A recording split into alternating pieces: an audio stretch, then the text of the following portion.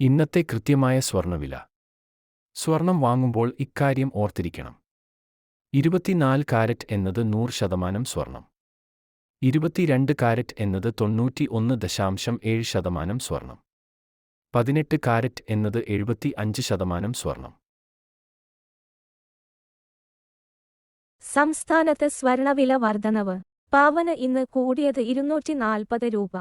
ഇന്ന് 2024 ഓഗസ്റ്റ് 2 വെള്ളിയാഴ്ച.